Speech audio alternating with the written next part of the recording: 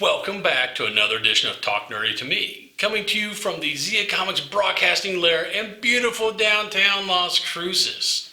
I am your host, Troy Stegner.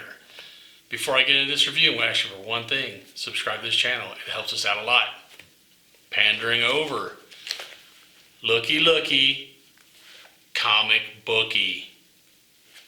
We have War of the Bounty Hunters, number 2. Number 2. Seems like it's been forever, but it hasn't. It just feels that way.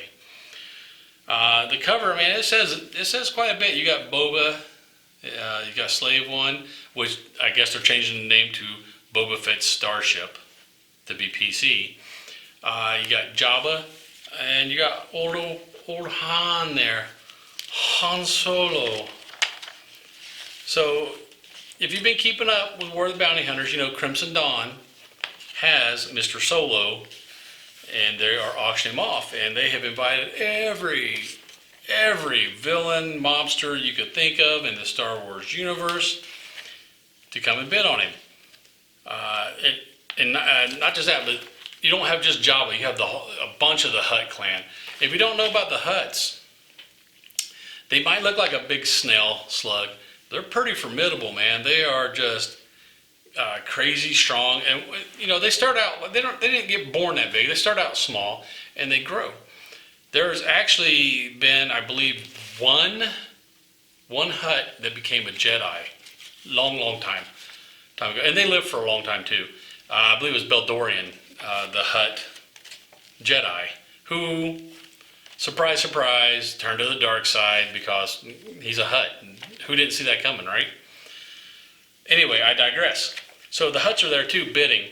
And Boba, you know, he wasn't called, he hasn't got the title of the most feared bounty hunter for no reason. He has tracked down who has Han Solo and where they're at. And so he's trying to figure out a way to get into the Crimson Dawn auction. And he just happens, while he's standing outside, he happens across these low-level dudes who are trying to make their way to get to the auction because they want to be, you know, they got invited, so they think that's, you know, that's a big status thing for them. They want to go and be seen.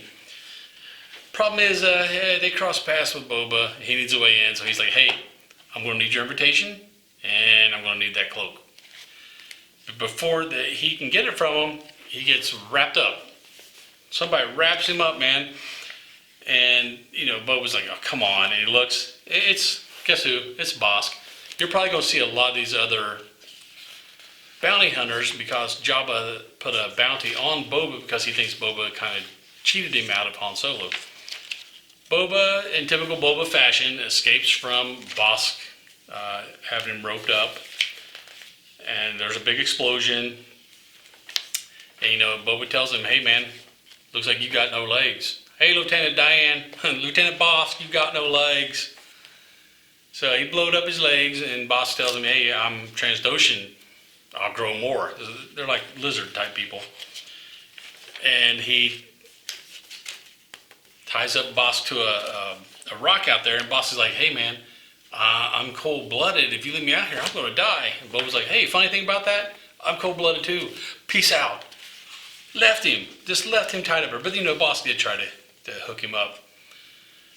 Flashes back inside to the Crimson Dawn auction, you know, and everybody's having a good time. It's almost like a party atmosphere. They're drinking and talking. Then Kira, who is, if you watched the Solo Star Wars story, Amelia Clark's character, who took out Dryden Voss, took over, you know, the ship and everything. And also, if you watch the Solo Star Wars story, you know that Maul is one of the higher up figures, if not the boss of Crimson Dawn. So Kira has Han Solo right there, you know, in carbonite. She can already auction him off. And, you know, if you watched the movie, you know they kind of had some feelings for each other. So I don't know if there's an ulterior motive here or what's going on. Maybe they're trying to weed somebody out. I don't know.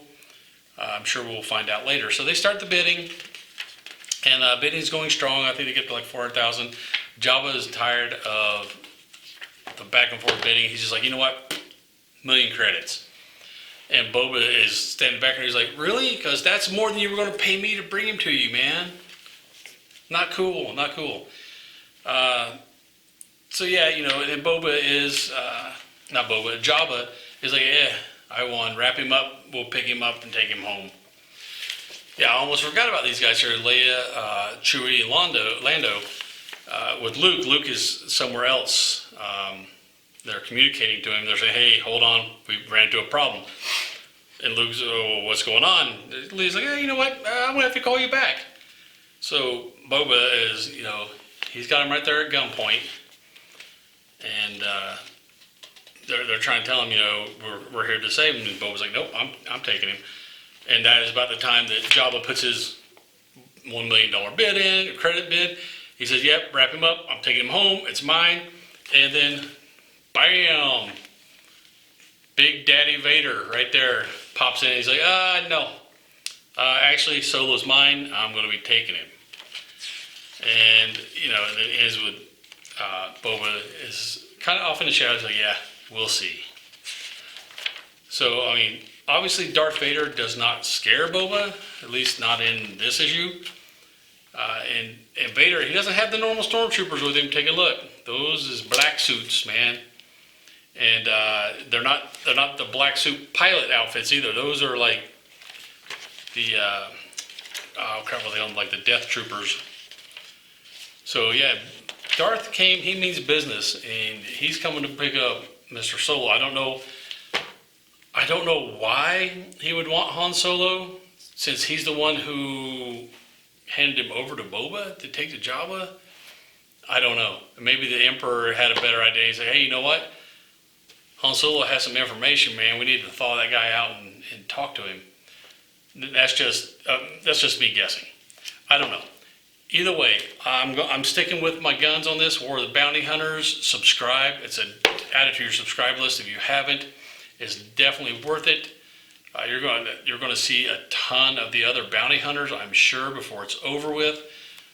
Boba still has to get his bounty back and take it over to Jabba, because we know that it's canon. It happened in the movies, and the books are canon, so it's got to happen.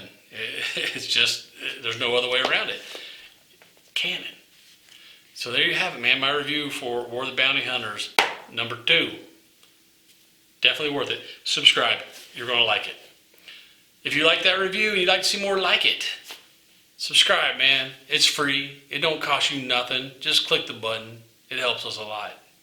And until you see the new video, man, later, nerds.